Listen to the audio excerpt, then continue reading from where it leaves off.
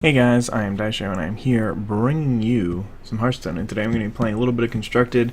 This is a brew of mine. I took it sort of from another person's deck, but I adapted it and made it my own. I saw it on Reddit a while ago. I don't remember who posted it, but basically the idea of this deck is to have creatures that can kind of take over the board. They're a little powerful for the most part, like Fairy Dragon is very useful. It's very hard to remove. This thing, when you remove it, it's not that useful. These things are bigger. These things are harder to kill. This thing gets a bonus when it enters, and this thing gets extra with the Divine Shield, and Argent Squire gets some Divine Shield action.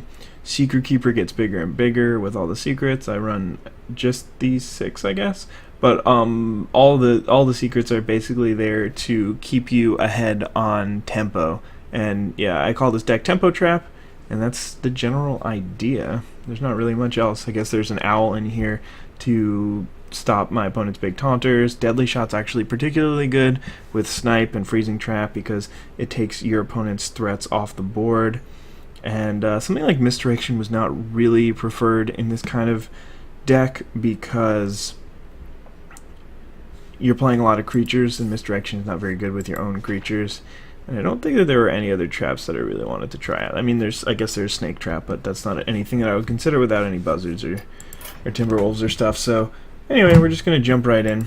It's the beginning of the ladder, so that's why I feel like I can try out these decks. It doesn't really matter if I win or lose. It's just kind of for fun. I'm still not really close to getting gold on any of my heroes. I would really need to grind it out, and it would take a while. And I mean, I thought I played a lot last season, but did not even get close. I mean, I guess if I had just played one single hero, then I might have gotten there, but I don't know. Warrior, probably not a good matchup, but probably not the worst either. I think I might keep this Deadly Shot though. Should be good against any version of Warrior.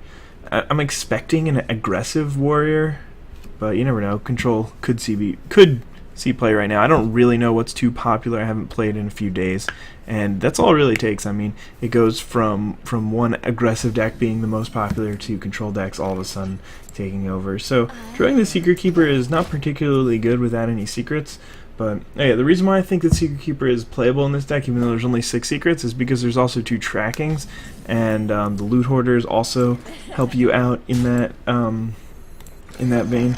So my opponent didn't play a 1-drop, but there aren't even too many 1-drops in the aggressive warrior deck, so this could easily still be a control warrior. I don't mind playing into cleave too much here. That's one annoying thing, is usually when your Fairy Dragon lands on the table, you can protect it with your spells, but in this deck, not really, or against weapons, you can't really protect it, so that's kind of annoying. So I got a Huffer. Not really too relevant there. He's just going to be able to take it out. But he is taking a lot of damage, and the fact that I have this Deadly Shot in hand means that the first thing he tries to play to just stabilize the board is not really going to cut it. So he is going to actually clear my board here. That's pretty good for him. Because now... Oh, and also Armor Up? Armor Up. Alright. I think I might just burn the 2 extra damage from this Dark Iron Dwarf here. It's better than just playing the Argent Squire shooting, and then next turn I can't even shoot and play the Dark Iron Dwarf, so I think this is probably my best option. Just mana efficient. Alright, well, gonna lose that. So that's kind of annoying. Didn't end up getting any value out of my Dark Iron Dwarf, just traded for another 4. But that's actually a pretty good draw here. The pace of this game is actually going really quickly. Neither me nor my opponent really has to make many decisions. I had that one decision early on, and I mean, my opponent had to decide if he wanted to play Slam or not, but for the most part it's been pretty simple. And just adding cards to my board is pretty nice. I'm definitely putting a lot of power on the board early on. Hopefully not another Whirlwind. Cruel Taskmaster. That's also a little bit annoying here. It's going to be an Armor Up. So yeah, I'm actually going to run the Divine Shield into that. I think that's going to be my best play. And this game started out nice, but Fiery War Axe has a tendency to stop that, and especially since he only had to take 4 damage from the Huffer and then traded for a cheaper spell, it's pretty sweet for him. Shield block there is a little bit confusing. I'm not exactly sure why he would play that. Alright, let's start this turn out with a tracking. Ooh, some good cards here. Probably gonna pick up this freezing trap though. That should work out the best, I think. And I actually am going to play this guy, and I think I'm gonna keep the Divine Shield. This is kind of weak. It's a little bit weaker to him having another Whirlwind, but there's only one more in the deck, and he's only gone. He hasn't even gone through half of it yet. So there's a decent chance that he did manage to pick it up, but. Alright, well he's got a slam, so that actually does benefit him a little bit more. He would not have been able to slam for value, and then he just drew the Whirlwind. Alright, so that kind of sucked. I was expecting to have at least a 4-2, and I don't even have anything on the board now. So my opponent has definitely done a good job keeping this board clear. And that's an annoying thing, because it's not a big thing that I want to use a spell on, but I may just have to. But for now, I'm not even going to play either of these things. I'm just going to pass the turn back, hopefully make the trade of the Loot Hoarder with the Big Game Hunter. That would be pretty beneficial for me. I mean, the thing is, I'm not too far behind on cards here. And there's a Gromash, so he's probably going to take out my Loot Hoarder here. And... now what do I do? Oh, I'd probably just double Deadly Shot if I miss the first one. Or even if I don't. Actually, I kind of wanted to hit this thing so that I could just Freezing Trap. But, definitely going upstairs here. I'm just trying to decide if I want to play this Freezing Trap or the Deadly Shot or neither. I think I want to play at least something here. Making this cost 5 mana, how good is that for me? Probably good enough. He probably won't be able to, there's a good chance he won't be able to cast it until the end of the game. I mean, he might cast it next turn, but that would be pretty bad for him. But yeah, making the Gromash cost 10, I guess it's not even that good for me. He can just play it next turn. So he's just gonna armor up, and he's gonna have a decent play here. Fire War Axe. Is this gonna be a Shield Slam? He's just gonna hit my guy with it. Why would he armor up first? Can't think of any reason why that would be a good play, but it's alright. So Explosive Trap is not a great draw. I think I'm going to Deadly Shot this, though. I want to keep the board as clear as possible in case I do draw something, and I don't want to start taking damage, because I think one of my good cards that I can actually draw here is an Eaglehorn Bow. I haven't drawn either Eaglehorn Bow or... that's kind of annoying. I should still had my... my trap for that, but yeah, I'm just gonna basically have to try and race that here. Might not be that easy though. Yeah, I really wanted to draw the Eaglehorn Bow or a tracking into an Eaglehorn Bow. I did draw one of my trackings, but I didn't pass up on an Eaglehorn Bow there. Cruel Taskmaster. Faceless. Oh god. Looks like I got maybe one turn here. So even an Eaglehorn Bow won't cut it. Well, I might have another turn, actually. I might not, though. Like, you might have a Ysera Awakens in hand or something like that.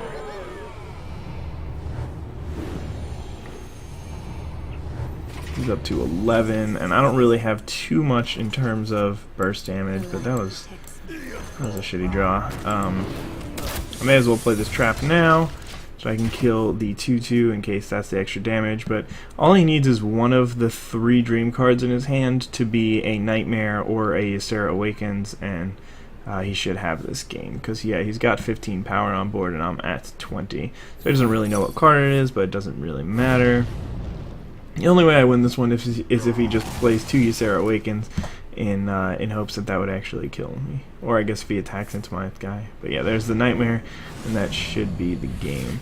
I think that Warrior Control is a particularly bad matchup, and I didn't draw either my Eaglehorn Bows, which are my best cards in the matchup, because they allow me to consistently do extra damage, which the Warrior, their goal is really just to stop me from doing consistent damage. I mean, they want to gain the life back that I use my my hero ability on, and I don't know, it didn't work out too well, but I think that's more to do with the matchup than to do with the deck construction. Warrior Control was not a factor when I decided to create this deck, and it wasn't like nobody even played it, so.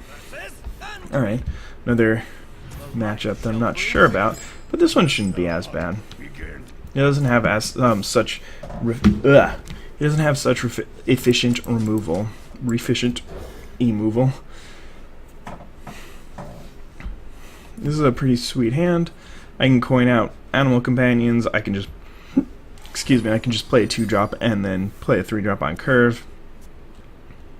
If I draw 2, I can coin out a fairy dragon. There's a lot of things that I can do here. Alright. So yeah, I think I do want to coin out a 3. Maybe not. I don't know. There's a lot of good 3s that I can do here, but I don't really want to play the Eagle Horn Bow early. So I think I'm actually just going to go ahead and play this fairy dragon right now. The reason why I don't want to play this early is because then it's just going to be sitting there for a while waiting to get oozed until my opponent plays a threat, and then I can freezing trap it. Oh, that's weird.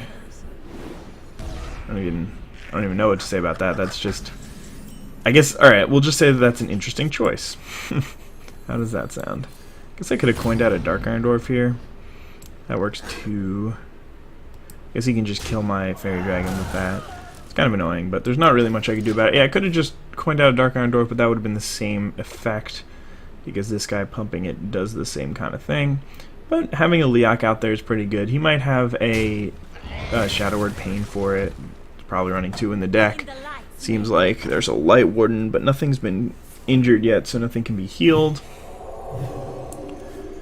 There's a Power Word Shield and a Holy Smite. Very weird situation.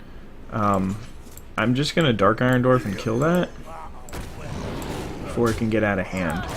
But yeah, I mean, just playing these these big creatures is actually pretty good for me. Playing just 4 power creatures, it's not very good that it's actually a 5 power creature here. Well, I guess it'll work out for me.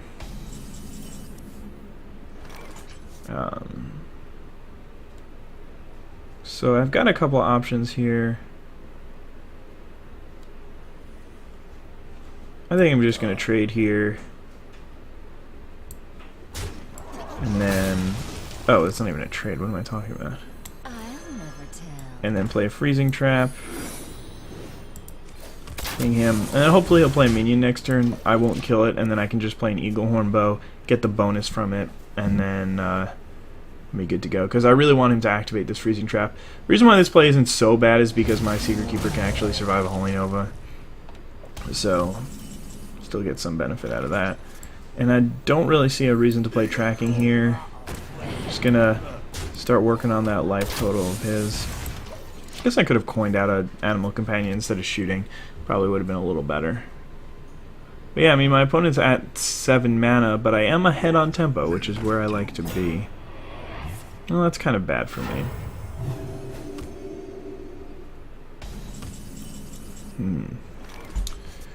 Alright, so let's see what we can do. Tracking. If I get like an arcane shot, I was about to say, or actually, owl might just be better. Owl or arcane shot. I think arcane shot is actually better in this situation because I can just keep my Dark Iron Dwarf as opposed to keeping my my Secret Keeper. I guess I could have kept my Dark Iron Dwarf as well. I don't know. Here though, I'm going to Animal Companion, and I think I'm going to play the bow out. Well, is there any point? There's not really a point in playing the bow this turn. May as well just use my hero power as many times as possible. Oh, okay. Actually, the play was the correct play was to silence his guy and then not trade. Go upstairs, play the Eagle Horn Bow. That would have been way better. That Soul Priest is brutal here. But yeah, I think just go upstairs for as much damage as possible. And play this Argent Squire and hope that he attacks before he uses his hero abilities, so he gets freezing trapped. But either way, I still have my Eagle Horn Bow and my hero ability, so I should be able to kill him next turn, regardless of what he puts up here. I mean, he might have like a Holy Fire or something like that, and that would probably buy him a turn or two. Oh wait, no, he actually... yeah, I guess what he could do is he could heal this, attack, whatever, put this back to hand, then Holy Fire. And he might actually manage to survive another turn. Let me change your mind. Cabal Shadow Priest is not going to cut it. I mean, that was definitely the wrong play. I don't know. I guess there was no way he could have survived that. But he definitely should have attacked before he played the Shadow Priest. Well, maybe not definitely, because it might have been a misdirection, I guess. Well, if it was a misdirection, then yeah, he definitely wants to. I don't know. I think that he played that one wrong. But, yeah, I'll play one more.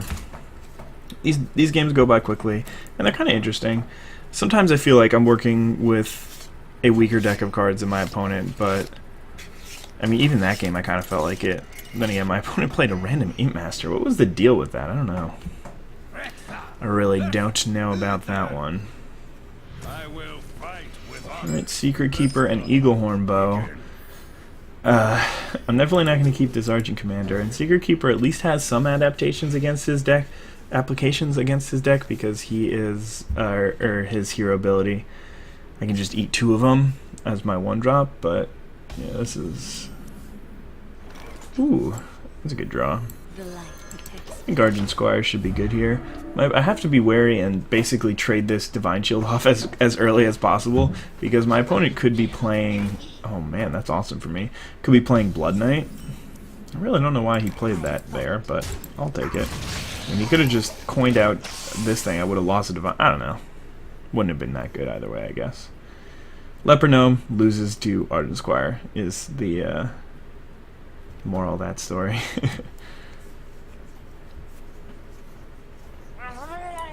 Bluegill's probably just going to trade here. So I'm playing against the aggressive Paladin deck. That should actually be a pretty good matchup.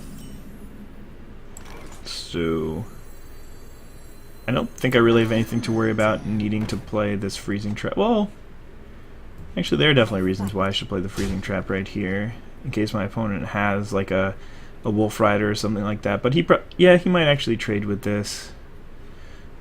Yeah, I'm actually going to play this turn, especially because I can't play the Eaglehorn Bow plus the Trap next turn. So if he doesn't have a haste creature right here, then I can actually get the extra durability on the bow next turn.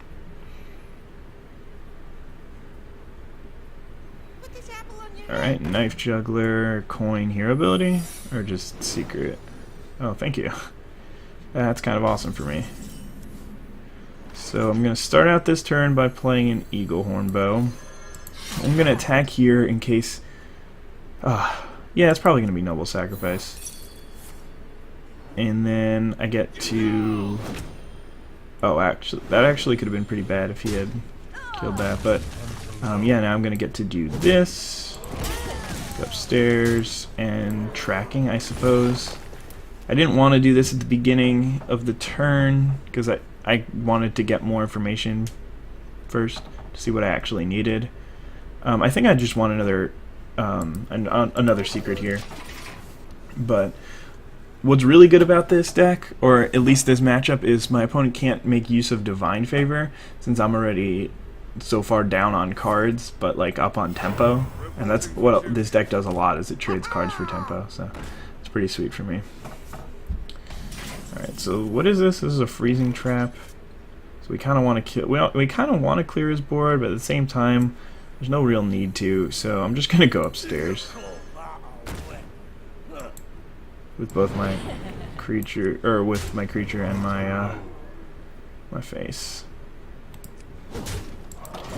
There's just no particular reason to care about these little chumps. Freezing Trap was more to pump this thing and to get this going on than anything else. So I wonder which one he's going to be able to kill. He's only going to get to kill one of them. Consecration is not a card that I expected to see from that deck. But yeah, it looks like he did the correct play. Yeah, he's going to be able to take out this thing, but that's not such a big deal for me. And he still has a 1-drop. Sure.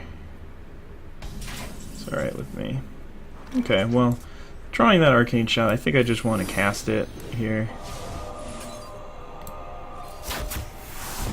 And then I still have 2 mana to shoot. I can go upstairs with the rest of the damage. I just don't want my opponent to kill my creature here. And unless he's got a removal spell, he's not going to be able to. I'm going to be able to deadly shot whatever he plays. Or I can just kill him next turn with 7-9 damage. He could have like a True Silver Champion, but he hasn't had one yet, or he would have played that before he played the South Sea deckhand. Alright, I guess an Avenging Wrath will get him some extra turns here. Alright, there's another Explosive Trap. That's kind of annoying that I can't play that. I think I do want to attack though, because now my opponent is dead if he attacks me. I wonder how it works if he gains the life from True Silver before this activates. Well, it doesn't. It's not going to end up mattering, but it's kind of interesting.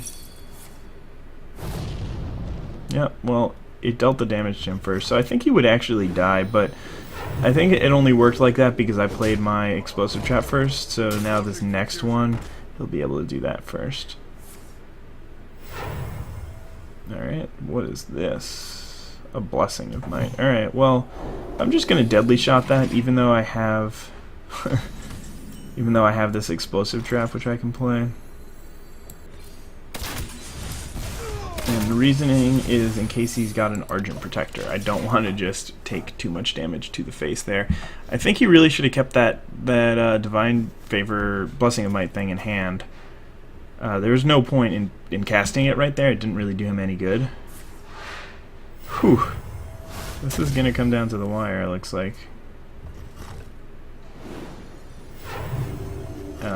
If he can just deal 4 damage straight to my face here, then it looks like I'm going to die. Uh-oh. This is bad. This is... oh, it's just a Divine Favor. Okay, so I should be able to get this one.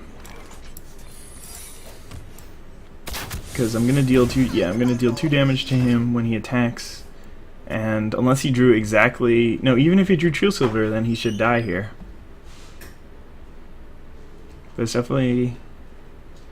I don't know. I guess he could draw another another one of those 6 mana things, Avenging Wraths. He did! He drew the other Avenging Wrath. Oh man. Wow, that's brutal.